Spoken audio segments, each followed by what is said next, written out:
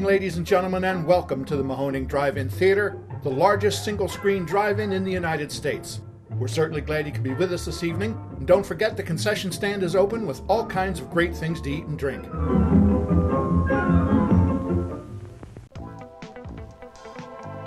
Mahoning Drive-In Radio. Welcome to another episode of Mahoning Drive-In Radio, the only podcast, as far as we know, that celebrates our beloved drive-in culture. Mark here, General Manager at the Mahoning Drive-In Theater in Lehighton, Pennsylvania. Virgil is away on assignment tonight. I am joined tonight by an old friend of the podcast. You know him, you love him, Las Vegas entertainment reporter and journalist for the Las Vegas Review-Journal, author of the book Cult Vegas, and most specifically tied into our interests, writer of the ongoing comic book series Drive-In Kings of 1977, which is just on the cusp of publishing its fourth issue. Ladies and gentlemen, polygram recording artist, Mike Weatherford. Hey, thanks so much. It's so great to do this again. It's very exciting to have you back. We had been talking via email about when we would have a chance to get together again. And we have a show coming up very soon on June 27th and 28th. It's Exhumed Films SCHLOCK-O-RAMA IX. Schlock! And you had said you were hoping to maybe come out for that. And that's a show that maybe you'd want to talk about because the films that are being screened over the course of the 8 films being screened over the course of those 2 nights are right in the thick of when Drive-In Kings of 77 is set and the era that you yourself was going to the drive-in a lot. Absolutely. You know, it's really that your lineup is so incredible for this. It really is the aesthetic or the attempt at aesthetic of what the comic's trying to be. And that's that kind of somewhat dying era of the drive-in as grindhouse. You know, I mean, most of the movies you show out there, I would love to see outdoors on the giant screen. I mean, to see Batman 66 out there would be amazing. But that's not really my actual drive-in memories. You know, that one kind of played at the kids show or we saw it on TV. But at least half the lineup of this 2-night festival is those kind of bait and switch newspaper ads that just kind of reach out of the newspaper page and grab you. And maybe it was advertised as the title you would see on the print, and maybe it was advertised as something entirely different for you to show up and find out it's a movie you'd already seen before under a different title. Yeah, and to jump right in, I'd say if there's a special awards category for movies that don't live up to their title and poster, you've got both Werewolves on Wheels and Satan's Cheerleaders. And, you know, Werewolf on Wheels, if only they'd just filmed the poster, you know, it's iconic. We do a parody cover of it on the Drive-In Kings issue 3. It's just one of my favorite movie posters. Before we delve into the delectable delights of SCHLOCK-O-RAMA IX, let's talk a little bit about Drive-In Kings of 1977 because I love this comic book. It's once in a while a piece of media comes along that feels like the creator is like, I'm going to sell it to this one guy. And Drive-In Kings is like that for me. Like literally I was reading the first or maybe second issue and I was just listening to music from 77 to get in the mindset of it while I was reading it, like giving myself a soundtrack. And I don't remember what the piece of music was, but I listened to the song and literally a minute later you were referencing that song in the comic book. And it was just like reality and fantasy blurred. So for those who are unaware of Drive-In Kings of 1977, give us a thumbnail of what the concept is.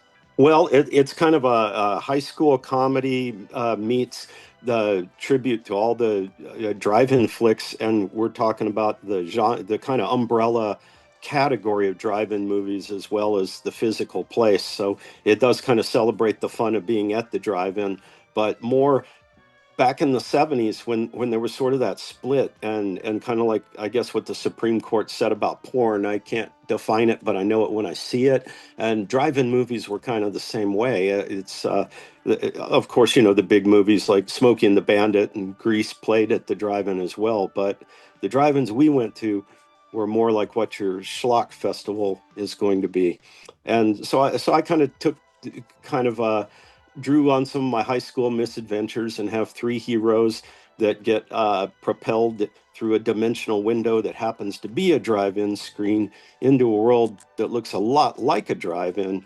And we mash up some genres there and pay tribute to kind of specific movies and then just the general vibe of the whole thing. And I will say that my zombies on wheels are actually zombies on motorcycles, unlike the werewolves on wheels. But you know, Werewolves on Wheels. We'll get to that when we get to that. But yeah, I saw it far, far later, probably than you did, and I have feelings as well.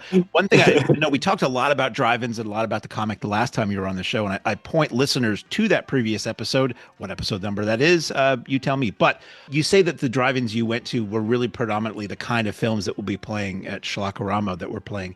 Was that really like mostly what those theaters that you went to showed, or did they mix? Did they lean heavily toward the trashy films, or was it a mix of the mainstream with the Disney? Because like I remember my hometown drive-in predominantly played mainstream stuff, but I mean they played R-rated movies and your occasional Eastwood, Bronson, some horror and stuff. But I remember seeing a lot of Disney films there too.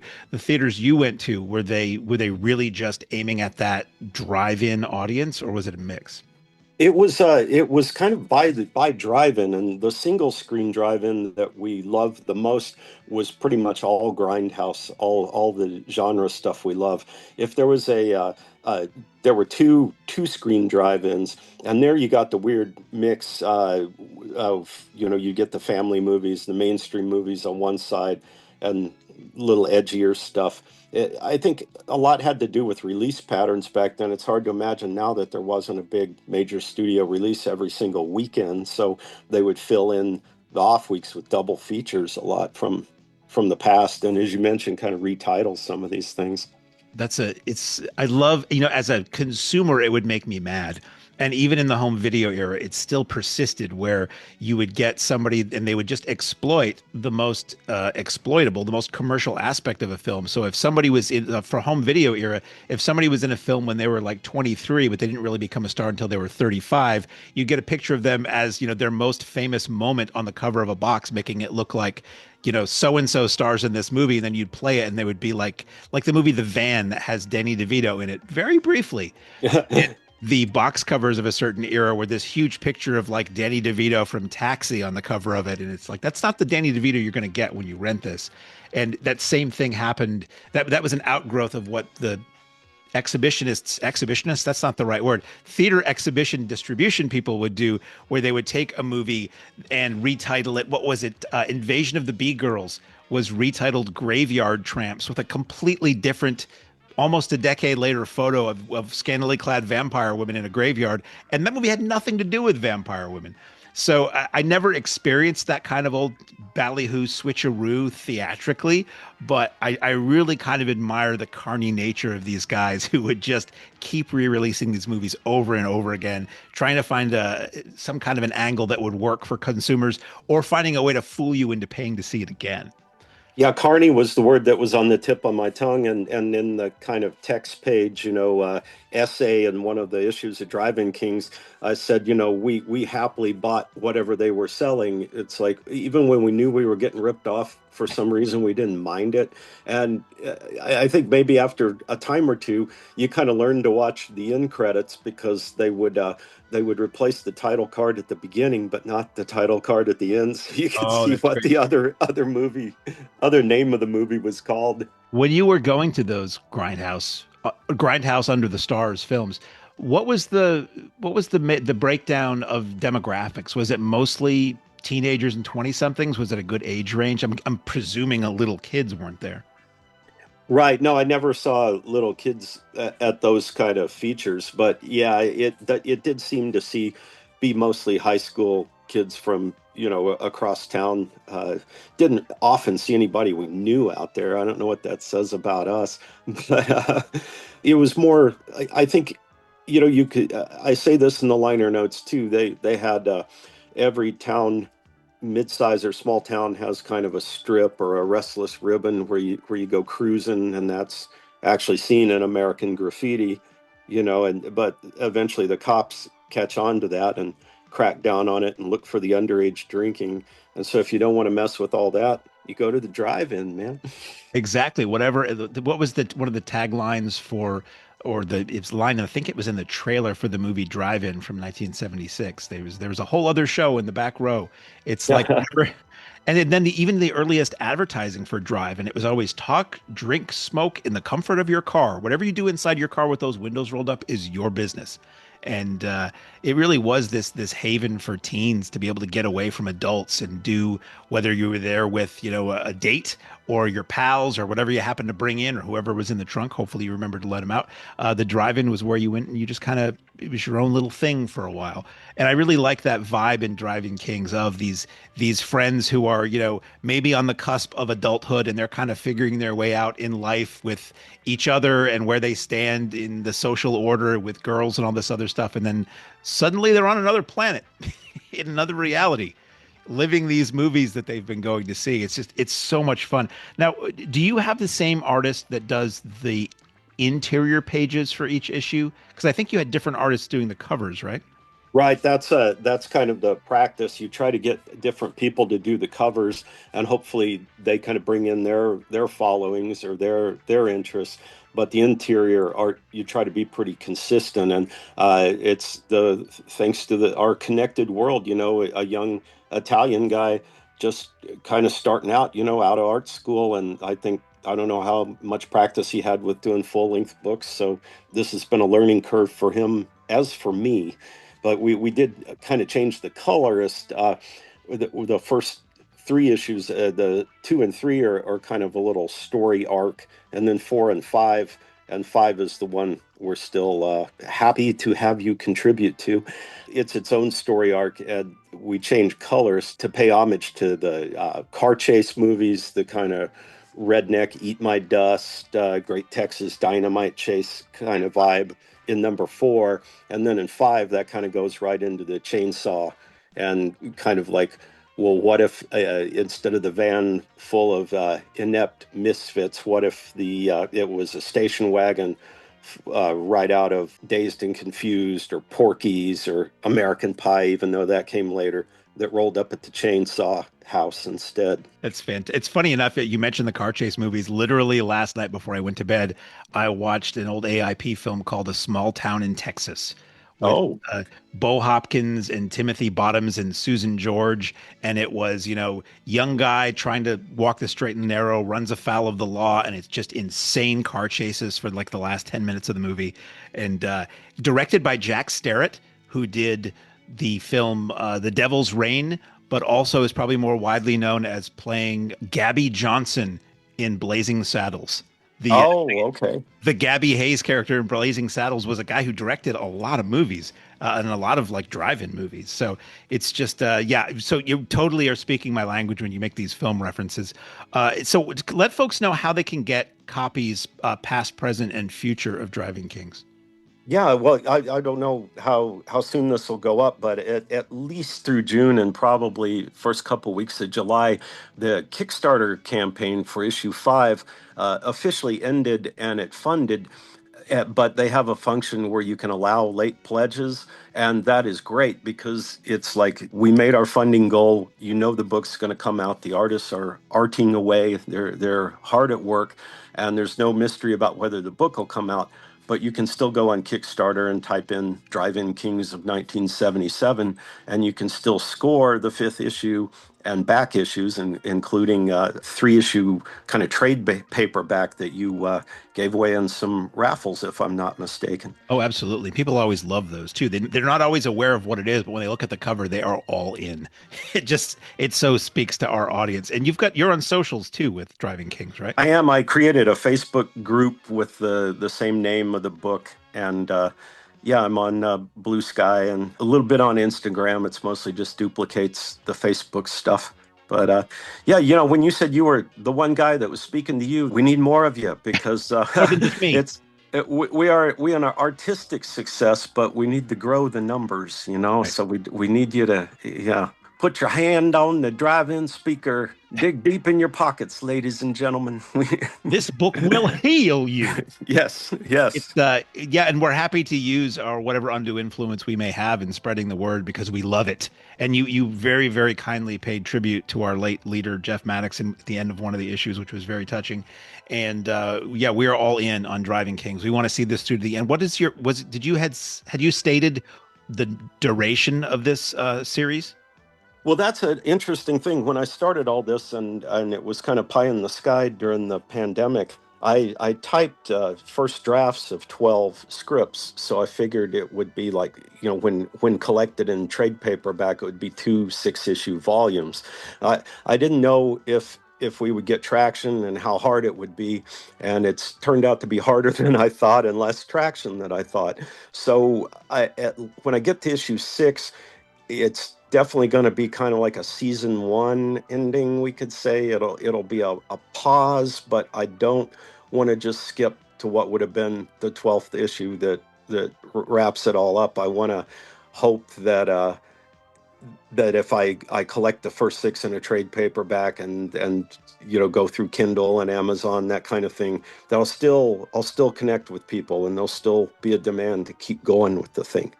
I mean, it really is. It's a timeless story. I mean, in terms of youth having fun and the love of movies and the love of the drive-in, it's.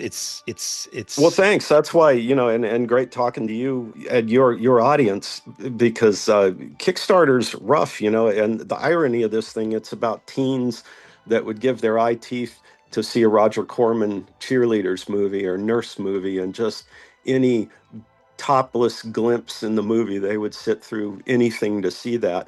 And then so a book that's about that but isn't actually, I mean, this book is safe for work, you could say, although it kind of depends on where you work and you'd want to be a little careful. One of the appeals to me is that it depicts an era that I wish I mean, I was alive in that era, but I was like 3, so I wasn't going to see the New World Pictures films at the drive-in. So this is a way for me to vicariously experience that and kind of hang out with those guys. So we will do everything in our power to keep flogging the bejesus out of Drive-In Kings of 1977, just so we can see it to the end. So let's talk about the films that are contained in the Exhumed Films SCHLOCK-O-RAMA IX. Schlock! They never repeat themselves, Exhumed, in any of their ongoing series, or they try not to. So this is 9 years now, and it's still like one of the best lineups I think I've ever seen them do. And it is really leaning into, I always say I love the SCHLOCK-O-RAMA show because it's the most drive-in show we do at the drive-in. And it's 4 movies a night, all on 35 millimeter, plus vintage schlocky trailers and snack bar ads and stuff between and before each film. And it kicks off on Friday, June 27th with Seven Brothers Meet Dracula, aka Legend of the Seven Golden Vampires from 1974. Die, Dracula, die! See the 10,000-year-old monster disintegrate before your eyes as the 7 brothers and their 1 sister meet Dracula. You haven't seen Kung Fu until you've seen the 7 brothers and their 1 sister in action against Dracula. This was the, some would say unholy, but I say very holy alliance of Hammer Films in England and the Shaw Brothers in China, putting together a Kung Fu vampire movie. You've got Peter Cushing as Professor Van Helsing. You've got some guy as Dracula, and then you've just got all of these like Shaw Brothers martial arts stars. And I was able to see this on film not that long ago at the Exhumed Films 24-hour horror-thon, and it plays so well. Have you ever seen this one? Oh yeah, I'm a big semi fan of it. The recent Shout Factory, I think, Blu-ray releases have both cuts on it, the original British Legend cuts, and then a few minutes shorter, the Seven Brothers cut. I guess some of it's reasonable, like the opening shot of this monk hiking up a mountain to a temple, where he runs into Dracula. He's actually looking for him, so glad he found him. So they cut him hiking up the mountain, and little cuts like that. But then there's some things that are pretty funny, that the topless victim sacrifices that are quite a bit into the real cut of the movie. The Seven Brothers distributors pulled that out and put it right there at the beginning, so they could get there, it's get right that in under there the as credits. fast as they could. Yeah. It's like we swear it's gonna have topless women in it. Here it is. It's right up front. Yeah. But yeah, it's kind of divisive among Hammer fans. I don't know. It's one of those, you really like the idea of it, and having Peter Cushing in it is great. But I don't know. It doesn't quite hang completely. I'm not sure. It's an interesting vibe because you really do get Shaw Brothers style kung fu in the traditional like Chinese vampire lore, plus the vibe of a Hammer film. Hammer did a couple of films with Shaw Brothers, or was it Golden Harvest? They did a couple of films in Hong Kong. They did Shatter with Stuart Whitman, which was more just like a cop thriller with a subtle martial arts overtones, and it was set in Hong Kong. And then they did this, and it would have been interesting to see if they had done more and where they would have gone with it. But if you love kung fu and you love horror, I mean, I don't know if there's a better English language kung fu horror movie. I know there are a lot in England, in Hong Kong. You had the Sammo Hung Encounters of the Spooky Kind and Mr. Vampire films. You had a lot of those. But as far as these titans of like class cinema with Shaw and Hammer, it's super fun. I mean, it's a bummer that Christopher Lee isn't Dracula in this, but Dracula is in this for such a small amount of time. You have Julie Edge, who was the star of When Dinosaurs Ruled the Earth, the other Hammer film that was about women in leather or fur bikinis. It's super fun, and it really starts the show with a bang. And it's only 75 minutes, which at this point in my life, any film that's less than 90 minutes already gets 2 stars out of the gate just for being expedient. Yeah, I think all your lineups, both nights, I don't think any of them break 90 minutes, which would make it great fun for the variety's sake. And yeah, you know, the lore has it, or all my monster magazines I read over the years, they didn't even plan to have Dracula in it, but somebody insisted on that. If it was a Hammer movie with Peter Cushing, it had better have Dracula in it. So he is kind of tacked on at the beginning and end to kind of bookend and somehow make the story all be orchestrated by Dracula. I guess any title with something meets Dracula is just innately more commercial than the word vampire is. Yeah. And I do think it was, the 2 films were the only collaboration. They may have planned to do more, but neither of these got much distribution. I think Shatter barely played in the U.S., and it was on the bottom half of double bills. But that one also has Peter Cushing in it fairly briefly. They must have been shot at the same time, right? I think I would have to think, yeah. That's why Cushing, he just did both. And both movies, you have shots where you're not totally sure Cushing is on set at the same time, especially with the kung fu action. You know, it'll show the kung fu battling vampires, and then it'll cut away to Peter Cushing watching this, and you're not always, it'll be something to watch for, to see if you think he was always on set. In which country those insert shots were filmed. Yeah. This is the second film on Friday night, is Dr. Black, Mr. Hyde from 1976. This is basically Bernie Casey in a blaxploitation version of Jekyll and Hyde. The fear of the year is here. Dr. Black and Mr. Hyde, a monster he could not control, had taken over his very soul. A screaming demon rages inside, turning him into Mr. Hyde, an unstoppable black Superman. Super strong, supernatural, and super bad.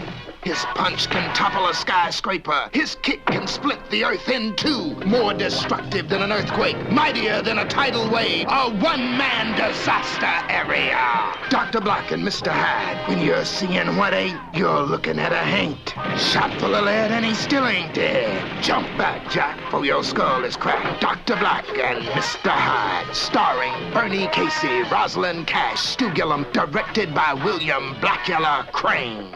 Dr. Black and Mr. Hyde. Rated R. Under 17. Not admitted without parents. So bring your mama. She'll like it too. I remember this being pretty good.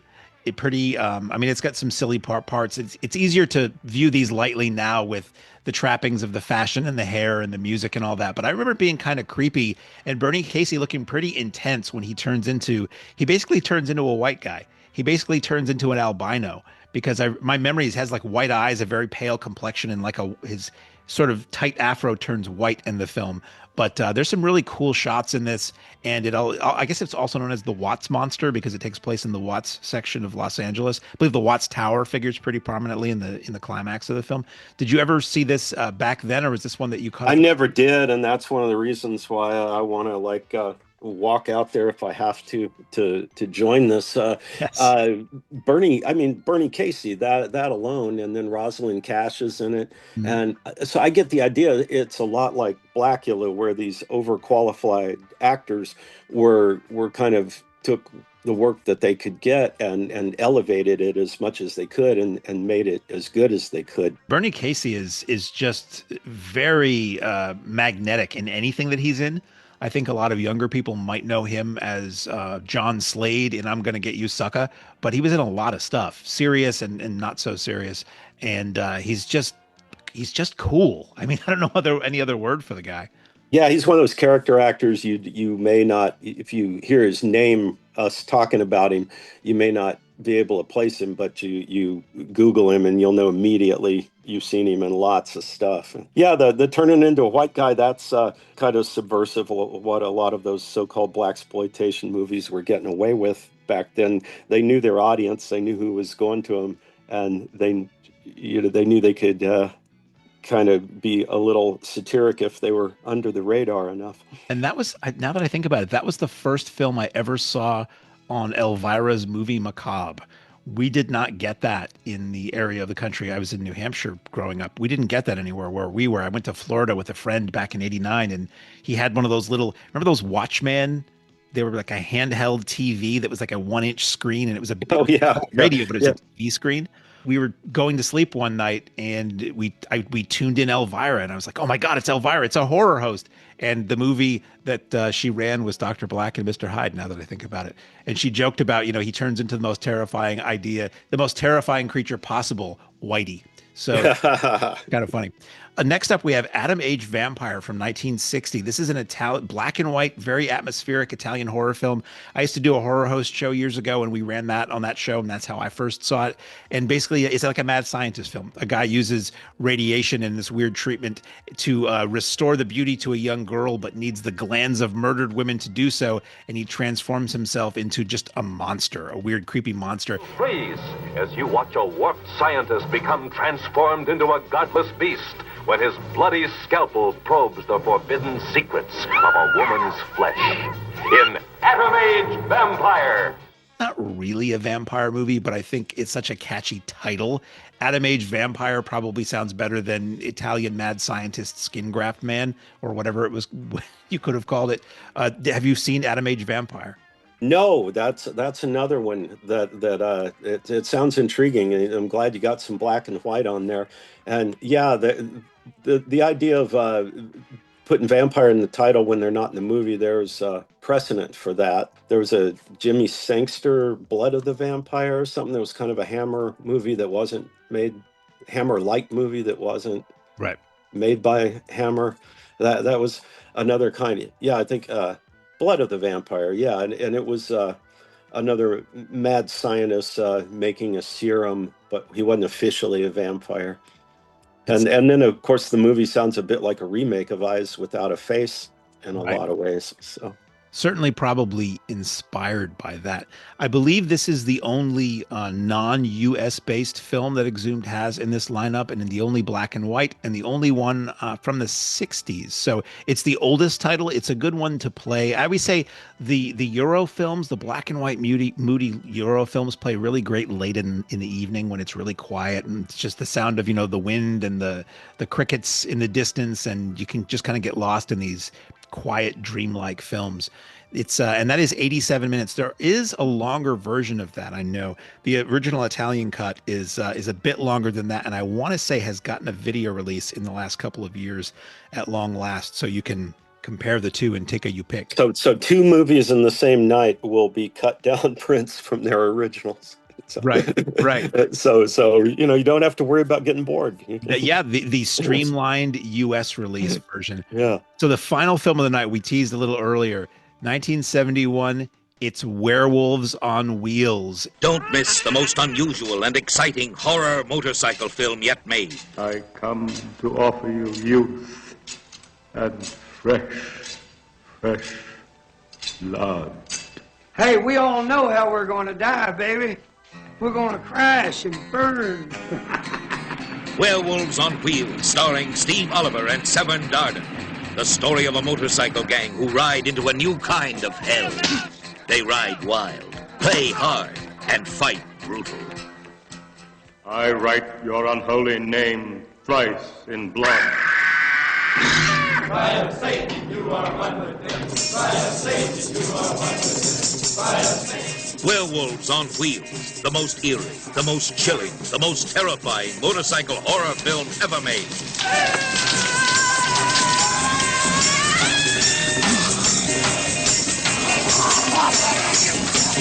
Their survival was the torch, as one by one they became terrifying, bloodthirsty werewolves on wheels.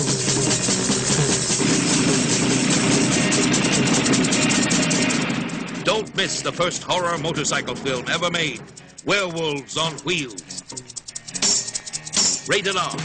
I first saw this on videotape. It was a budget videotape I purchased at probably my local Kmart because it's all I could afford as a kid.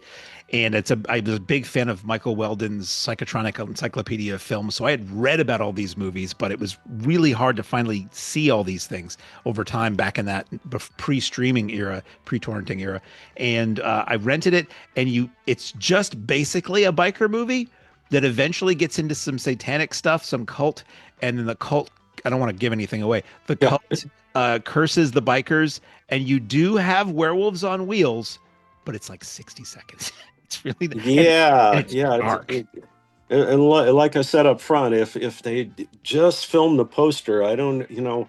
I would love to know the backstory on the interface of whether the poster was done first to raise money or sell the thing, or if the artist, even if it was after the film was made, even if the artist hadn't actually got to see it, but just like drew his version of what a movie called Werewolves on Wheels ought to be.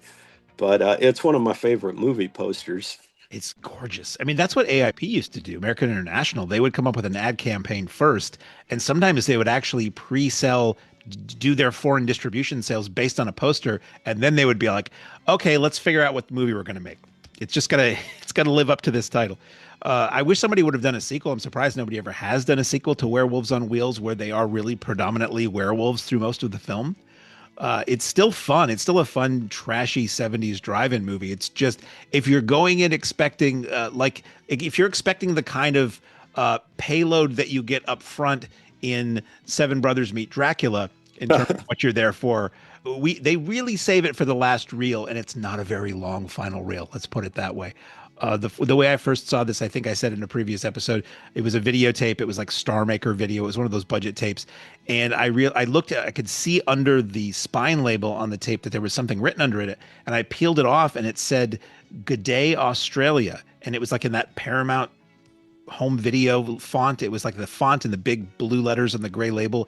And I fast forwarded past the end of the movie, and it was actually, this company had bought a bunch of remainder copies of some Queensland, Australia travelogue tape that Paramount had released to capitalize on the success of Crocodile Dundee. And the last 10 minutes of this tape I have of Werewolves on Wheels is an Australian travel tape that's narrated by Linda Kozlowski, co-star.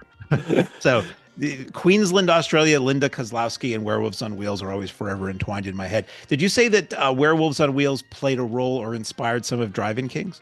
Well, yes, the issues 2 and 3, mostly issue 3, and especially one of the covers of issue 3, or actually 2 of the covers of issue 3, because the only instructions of the artist was make it a really specific parody of the Werewolves on Wheels poster, except in our case it's zombies on wheels. And one, the artist Randy Nunley just slammed it out of the park, just killed it. And the other one was a little wonkier, so we made that an Italian poster, like you would see plastered in a subway in Italy. So, but both of them still have that basic vibe. That's the one that I have. Actually, I was just looking at that before we got on the call. That's the version I have of issue 3. Yeah, it's funny what you were saying about that kind of last real payoff. That's kind of typical of a lot of those movies of the era. The whole special effects budget went into the last 10 minutes, and then that 10 minutes is what you see in the trailer, not the rest of the movie. My friend and I always talked about on Grindhouse, on Tarantino's half of it, Death Proof, whether he just is in love with the way he writes dialogue, or if he was kind of paying homage with a wink to that trend, of that so much of Death Proof is them sitting in the bar and talking. And then the end of it, all hell breaks loose. Right. Saturday. That's 4 movies. Like those 4 alone would be a full weekend of insane entertainment spread over 2 days. But that's just night 1. When Exhumed started these, they were doing a lot older, like 50s movies. A lot of the running times were barely over an hour. So 4 in a night was the equivalent of 2 normal movies in a night. But these are all, as you said, 70 to 90 minutes. So this is a robust evening's entertainment. And I have to correct myself earlier. I had said that Jack Starrett, a.k.a. Gabby Johnson in Blazing Saddles, was the director of The Devil's Rain. He was not the director of The Devil's Rain. He was the director of the movie I always think of with The Devil's Rain, which was Race with the Devil. I bring that up. Yes. Okay. Because that didn't sound right, because I know who the director of Devil's Rain is, and we can talk about it. But I wasn't sure. But it makes sense why you said that, though. Yeah. Because those two are so intertwined in my mind. Saturday, June 28th kicks off with what? With The Devil's Rain from 1975. Now, twice the terror in one double shock show. See the most astounding downpour of horror ever imagined. The Devil's Rain, starring William Shatner and the sensational John Travolta. Heaven help us all when the Devil's Rain.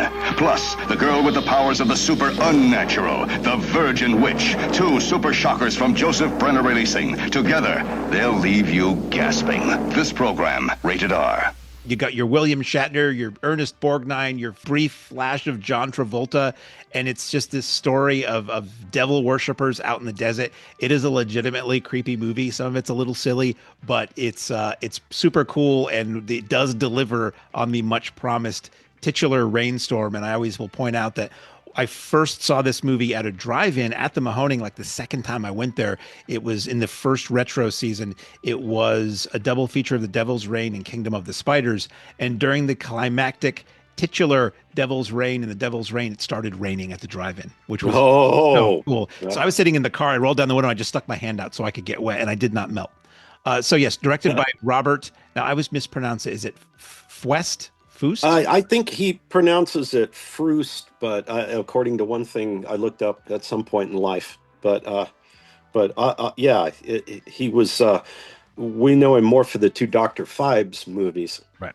That's what's kind of strange about those were kind of pop art and about the production design and kind of that camp aesthetic. And this is checks none of those boxes. It's more like a spaghetti Western. Yeah, it's set out in the desert, and some of the locations look like they could be from Westerns or spaghetti Westerns. It's so atmospheric and creepy, and it's got a great score to it. And eventually you get Ernest Borgnine with some either very creepy or very ridiculous makeup, depending on how you look at it. But Borgnine delivers. And the funny thing about it was, it came out in 75, which was just before John Travolta hit with Welcome Back, Kotter. And it was later re-released after he hit with Welcome Back, Kotter, plastering all the ads with him as the star of the film. He's barely in the film. Right. No, this one, I would point out, though, that this one I actually saw first run in an indoor theater because we were a year or so away from getting the driver's license that would let us go to the drive-in. But my friends and I kind of laughed. There's 3 or 4 movies, this being one of them, where we were like, should we be embarrassed that we were scared? It's like we didn't. Now you just got, if you've got Borgnine and William Shatner in the same movie, it's like, well, we're there, say no more. But back then, Ernest Borgnine was like, we knew him as somebody from our parents' generation who was not known for campy bad movies yet. And he made up for that, though. Yeah, we were genuinely that. Though they linger a little too long and goes on and on and on with those that melting at the end. Spoiler alert! It's pretty good effects for that era. It's legitimately gruesome, and it sets that. I mean, and for me, I grew up, toward the tail end of this era, but this was what was all over TV when I was a kid, and the theremin and the fuzz guitar and the things that might be seen as cheesy now. I remember seeing these things as a kid, like the show In Search Of. I thought that show was scary more often than not. So I can still tap into that when I watch stuff from this era and sort of meet it on its own terms and not view it as camp quite so much. But The Devil's Rain, which however you want to look at it, is a really good way to start the night. I mean, it starts off slow, but when all hell breaks loose in that movie. It's just so one of a kind, and I don't know how much we want to assume people have seen it, but that makeup you alluded to with Borgnine, that alone, and then it's kind of just got this kind of dreamlike quality to it that the plot is a little hard to piece together, but you don't care. You know, it's funny. We've had this running gag on the podcast and on the lot that one day we're going to do a series of Ernest Borgnine films. It might be 3 nights of triple features. I'm not sure how we would do it, but we would call it Borg 9, the number 9. And then the endless debate is, what would the 9 films you picked be to represent the cinematic excellence that is Ernest Borgnine? And my answer to the question would be that you could only consider the ones where he got special billing with his name in a box. Yes, because my buddy that went to UCLA Film School and was my roommate for a while, we always said, man, if you're doing this so you can make it, so you can get some movie, whatever it turns out to be, where Borgnine gets special billing and Ernest Borgnine as Chip.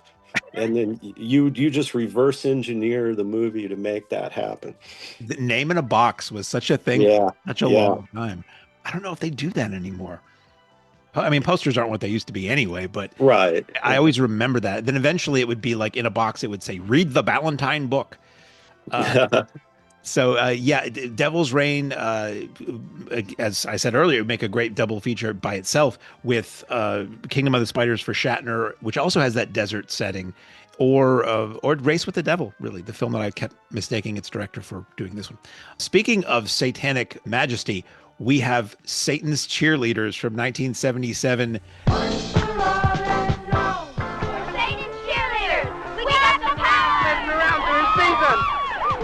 Throw a pass and we end up with a guy who can't even catch the ball. She has the power. You've just got to come see us in our new movie, Satan's Cheerleaders. We've got the power. We're rated R. This is a very silly film, not quite what you expect it's going to be, where a bunch of cheerleaders are abducted by Satanists that are portrayed by, if I'm not mistaken, Jose Ferrer, John Ireland, and Yvonne DiCarlo. And one of the cheerleaders is like a Carrie kind of girl. She has like telekinesis. So it's like a telekinetic cheerleader versus elderly Satanists in the hills of California. It's far more PG than you would expect. It's from director Graydon Clark, who did many, many drive-in films. And we were lucky enough to get him to do a video intro for when we screened Joysticks a couple of years ago. So 1977, did the Drive-In Kings see this film? I cannot remember that we did, and I would squarely put it in. I would say that it's Saturday night's Werewolves on Wheels, because everything I said about Werewolves on Wheels, I would say, why that elevator pitch you just delivered, why didn't they just completely devote themselves and make that movie? Or why didn't they make the movie that's on the poster? And they kind of do. But the Drive-In Kings did see the classic Revenge of the Cheerleaders and a couple of the Crown International cheerleaders movies like the Pom Pom Girls and things like that. So if we saw it, we don't remember it, or we were disappointed that it didn't really stick to that formula. If I'm not mistaken, I don't think you ever actually see them at high school or cheerleading. I know there's a shot in the trailer of the girls cheerleading. Like okay, so maybe you do. Yeah. Every time I see the trailer, it's like there's one trailer that everybody scanned and uses for every compilation where it cuts in like already in progress. And I think it cuts in progress with the shot of them cheerleading. And I think it also cuts out early with the shot of them cheerleading. So even in the trailer, you're denied much of them cheerleading. Sidebar, Crown International, American International. Do you have a preference? As if American International wasn't, low budget enough. Crown International was like the poor man's American International. That's what I always thought. Yeah. Like, I have seen some that I found entertaining, but more often than not, I find the Crown International stuff disappointing. Whereas American International, It's very rare that I see an AIP film I don't enjoy on some level. Yeah, when you're ripping off American International pictures, then and of course we all know American International fostered a lot of future talent and genuine great people there, but I'm not so sure Crown did. I mean, the Pom Pom Girls had some good people in it. You had Robert Carradine in that. And was Joyride, was that a Crown International? I feel like they had a couple that rose above, but when I watch trailer compilations, I'll see Crown International trailers, and even the trailers don't look good. I'm just like, if you can't even make the movie look good in the trailer, good luck. Yeah, one of the alternate covers for the first and the newest Drive-In Kings comics, I didn't want to use the logo, but we do pay tribute to the Crown International vibe of poster art. But I was like, I don't know if it's public domain or somebody still owns it. So I didn't go so far as to stick the Crown logo on it or any Crown on there. I feel like they still were an entity as of not that long ago in the scheme of things, more as a company that just maintained the copyright on the films and licensed them to video companies as opposed to anybody who created anything new. It's funny enough, Crown International is one of those companies that continued to make movies well beyond when you thought they would have. Like, I feel like they might have been working into like the mid 80s releasing films, which when you think of Crown International, I always just think of that as almost exclusively a 70s concern. Yeah, that's my, the Van, I think, was a big one. That was one we dug. Yeah. There was a horror flick that had stop motion in it that we saw at the drive-in. Because any horror flick with stop motion we were going to go see. It always had this kind of magic to it, seeing stop motion in anything. Yeah. There's a little bit at the beginning or certain parts of Laser Blast, which elevates Laser Blast when you see those stop motion. They look like sort of turtles without their shells or something like that. Yeah, we saw Laser Blast at a drive-in too. So we actually were gifted a print of Laser Blast at the Mahoning, and it's one of those things where there's no opening titles on it. I think that was a thing way back when, where distributors or theaters or whatever, when the film sort of reached the end of its life, in the studio didn't want the prints back, but they wanted you to destroy the print and send back the opening titles as proof that you destroyed it. Well, a lot of times people would just cut off the opening titles, send them back, and keep the prints for themselves. And we joked that we should cut the opening titles of some much more prestigious film onto the beginning of Laser Blast to fake everybody out, because we happened to have a reel that we bought a collection of film, and there was a reel that was labeled titles, and it was a short reel, and I figured, somebody must just have meant trailers, but they just said titles for some reason. So we ran it at one of our Patreon screenings, and it was literally 20 minutes of the opening titles to about a dozen movies. And nothing is such a major buildup and letdown than to watch the opening titles of a movie you think you're about to see, and then it cuts to a Universal logo, and you see the logo of titles to something else. So that was a really a disappointing evening for a lot of people. And but that's a crazy good idea. That is amazing that also somehow survived. And there was the opening titles for a Sidney Poitier movie that looked really cool, that was about like a bank heist or something, that wasn't on video, and we had like the first 5 minutes of the film looking perfect, and it was so frustrating that we couldn't just watch the rest of the movie. Oh yeah. It was rough.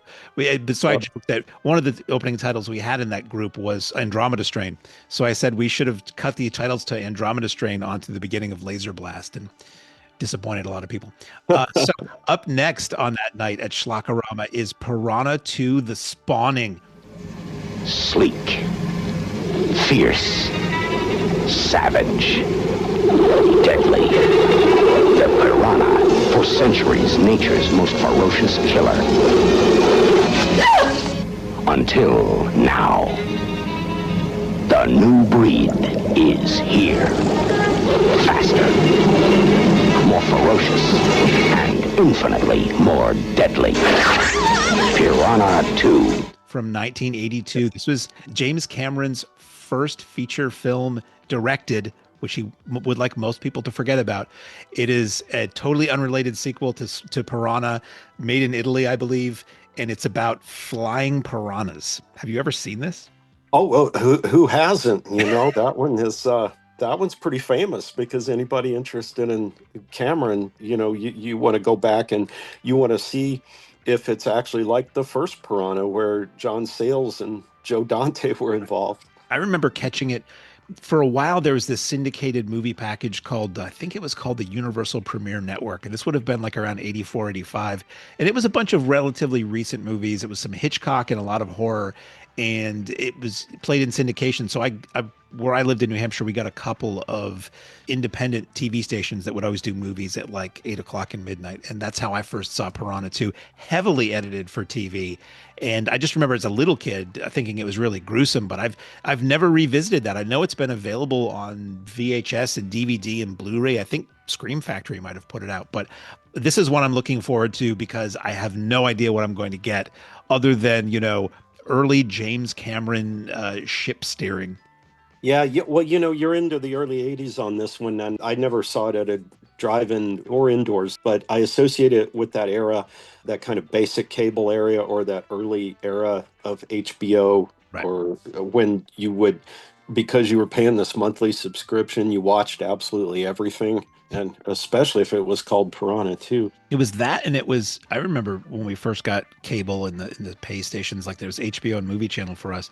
It was the excitement of seeing a film uncut that was like a huge thing on your TV because we didn't have VCR yet. So just the idea that you could watch movies that were relatively recent the way you'd see them in the theater. So yeah, we would watch these, and this was around that era too. It was 82, 83, I think is when we first got HBO and the Movie Channel. So all the movies that played endlessly around that time are just burned into my brain and immediately have a lot of goodwill, like Arthur and Super Fuzz and Beastmaster and a lot of that kind of stuff. So Piranha 2, I think I just missed it on cable.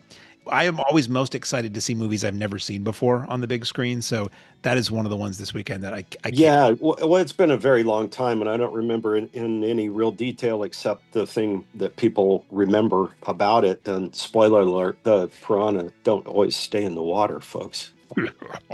You got to take it up a notch. Yeah. Cameron is good in part 2 is taking it up a notch. Like every trailer of every one of the movies we're talking about, though, you can see what I'm talking about in the trailer. The flying fish effect and stuff. Or sometimes you get a trailer like Screamers, which was the retitling, sort of rejiggering by New World of the Italian horror film Island of the Fishmen, where the whole ad campaign was, you will see a man turned inside out. And that doesn't happen in the movie at all. They had to actually, and they like shot something, I think, for the trailer, and the whole ad campaign was something that is not in the movie. And I think they had to go and have somebody else entirely, might have even been like Jim Wynorski, go and shoot some kind of scene like that to stick in the movie so that people would like not claim false advertising.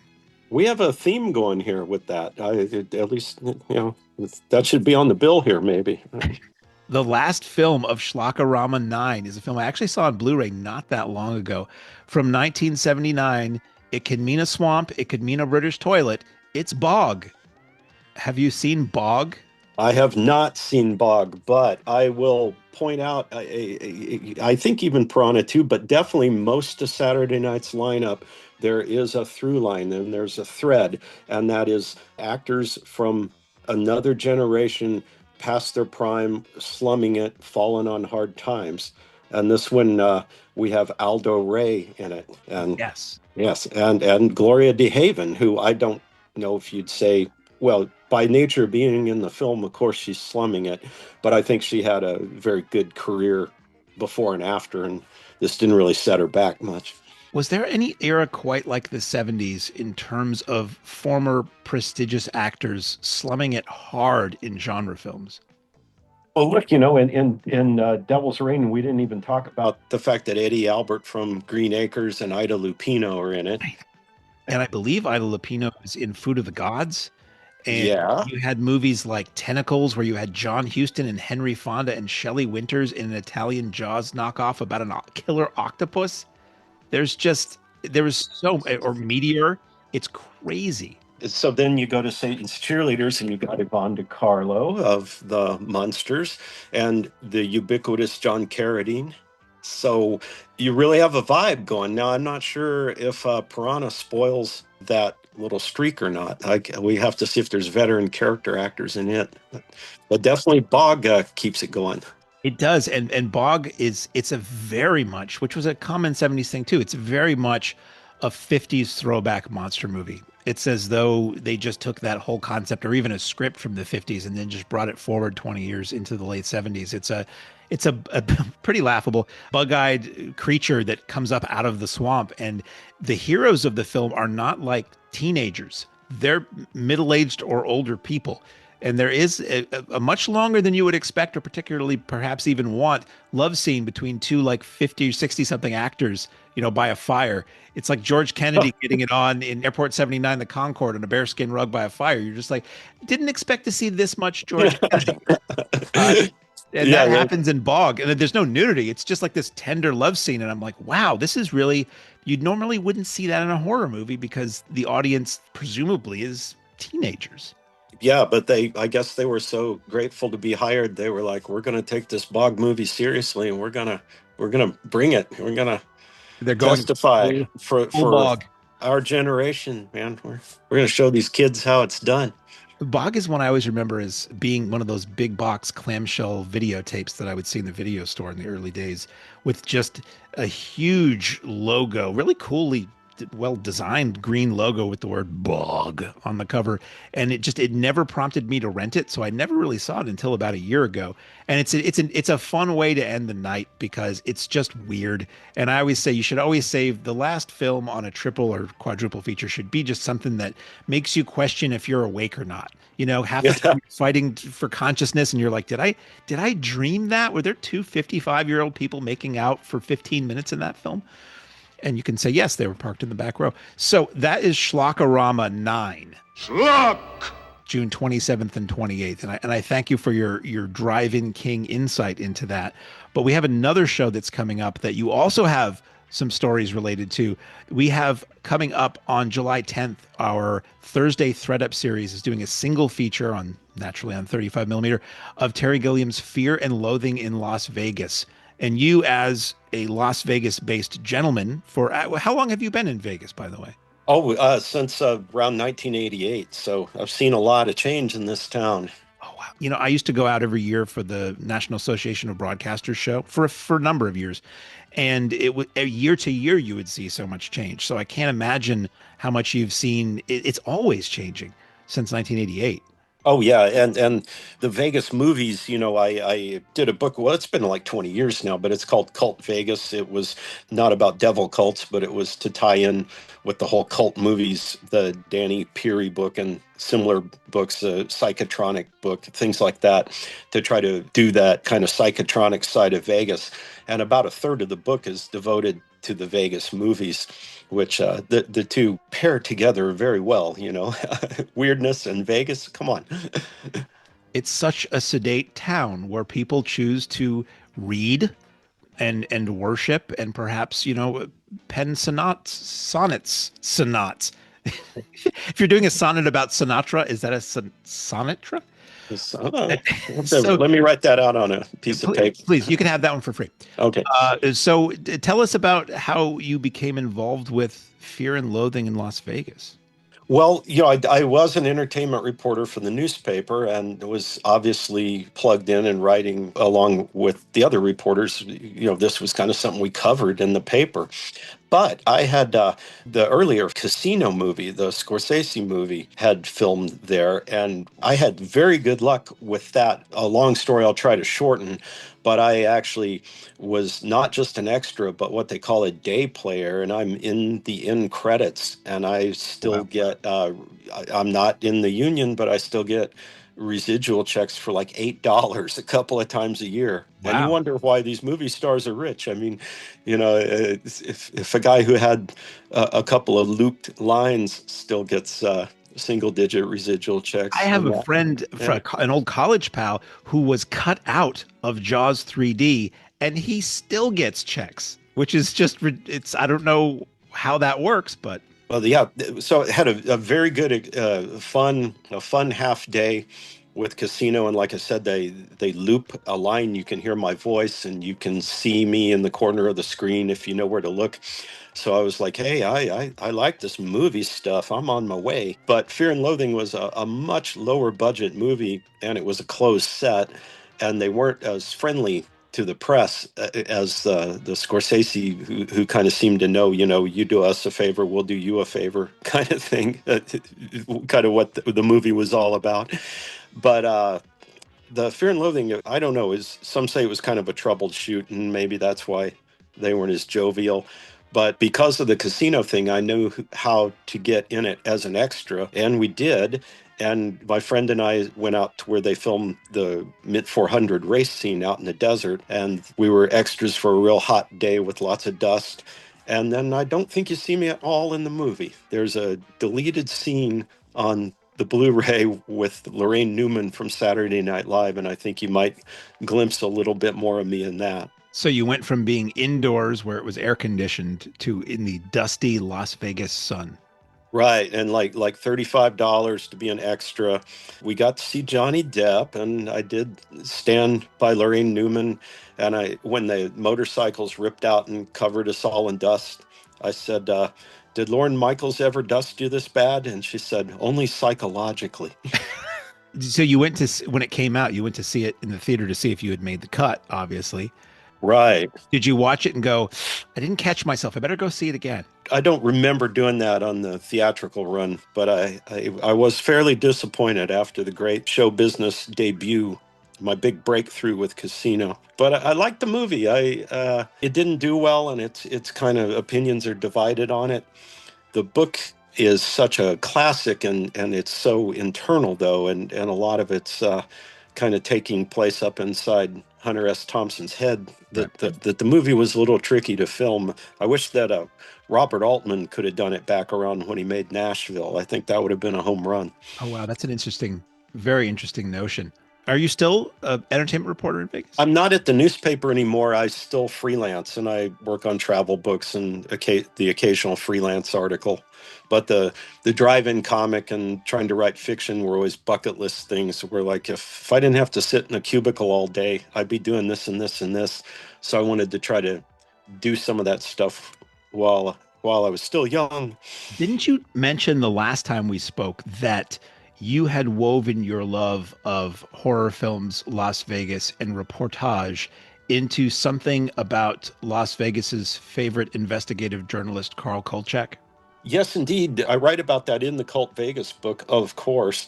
But I also, more recently, the Nevada Humanities Council puts out an anthology every year. And my essay for that last year was kind of about, maybe my ending up in Vegas was destiny, thanks to my love of Kolchak. And, from watching that movie on TV to actually working in Vegas and being curious about the Las Vegas Sun reporter that wrote the unpublished novel that the movie came from. I love that TV movie. I love both of those TV movies in the series. I love the character. It's nice that has managed to hang on in the popular consciousness the way it has. It sort of waned for a while, but then with the release, it's been on cable a lot in more recent years, and with the release on Blu-ray, you hear a lot more younger people talking about it. And it was just, Darren McGavin will go down in history as the old man in A Christmas Story, but for a lot of us, he's Carl Kolchak. That's just the way it is. It's is that publication that you mentioned, is that available to anybody if they were curious to read that? It's available if you really look for it. They could do a better job getting it out there, let's just say that. But it's called Feather Shows, Las Vegas Writers on Film, TV, and Other Spectacles. And is Cult Vegas still in print anywhere, or is that Cult one? Vegas is still in print. You can get Excellent. new copies on Amazon still, or even from the publisher. We did like a third printing, and then it kind of slowed down. He's happy to still unload them. And on some of my comic book campaigns, I'll sign a copy of Cult Vegas as an extra add-on. Excellent. Would you say, as an entertainment reporter, what would be like your best? What was your high point? Like, what was the interview or the story that was just like you couldn't believe that you got? People ask me that, and it's hard to pull out certain things. I think part of it was just the being in Vegas during this explosive growth period, and when things like the Cirque du Soleil Ka show opened, getting behind the scenes before that opened. And it's really more things like that than just any one interview or anything. It's more like that kind of changing of the guard and catching the last of the old Vegas and then the arrival of the new Vegas. I really enjoyed Vegas for the glitz and the glam and the history and just for what it is, the times I would go out there. Is there anything you really miss that's not there anymore from the time you've been there? Well, you miss the physical buildings that they've torn down. You don't realize that the displacement or the kind of nostalgia that generations of people have for a place like the Sands, the memories that were forged there by different generations, and to just knock it down and build something else, that doesn't happen in New York. They respect their history. That was always my thing when I was traveling out there regularly, was I would try to do as much as I could, see all the shows I wanted to see, because there was no guarantee it would be there when I was back a year later. It's just ever changing and ever evolving. And there was this whole retro lounge revival in the 90s, and it like swept the movie Swingers, and it seemed like it swept the country everywhere but Vegas. Vegas wanted no part of that. It's like, no, we're tearing all this down. We're doing other stuff. One more question, we'll tie it to movies. What is your favorite Vegas related film? Oh boy, I'd have to say the original Ocean's 11. It's slow and plodding, but it just really is a snapshot in time. It has a lot of faults, but you talk about what we were just talking about, how everything in that movie is gone. Every physical building in it is gone, and all the people.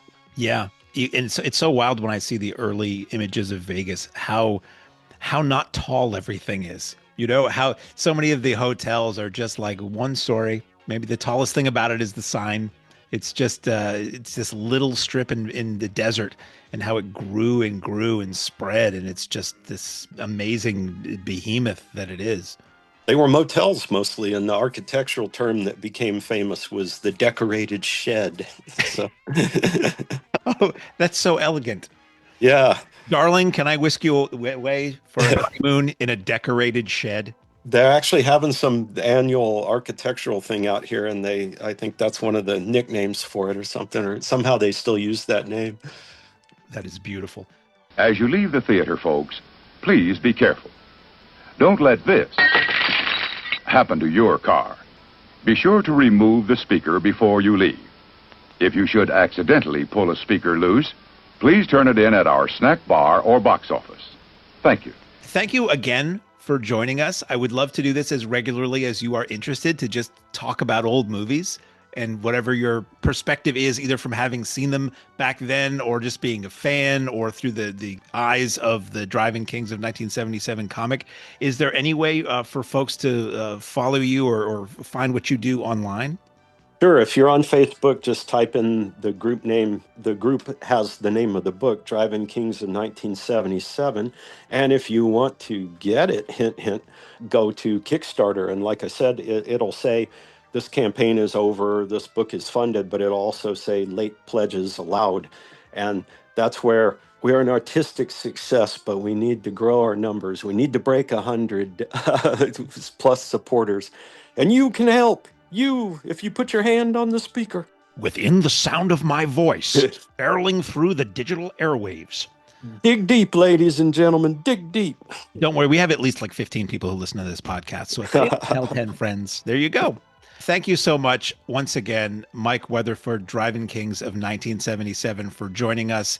And we will all see you hopefully at SCHLOCK-O-RAMA IX or somewhere at the drive-in or online or in this very podcast. For tickets to Schlock-O-Rama or Fear and Loathing in Las Vegas or anything else that we're doing between now and the end of October, feel free to go to mahoningdit.com or look at any of our socials. We put all the ticket links there. Or go to Ticket Leap and search for Mahoning Drive-In Theater. And now, as Virgil generally says, but tonight it's me, Jeff. Take it away, my friend. Ladies and gentlemen, thanks again for coming out tonight to the Mahoning Drive-In Theater. We hope you'll come back and see us again real soon. The exit is on the right-hand side of the screen at the front of the field, and most importantly, have a very safe trip home. Good night, and God bless you.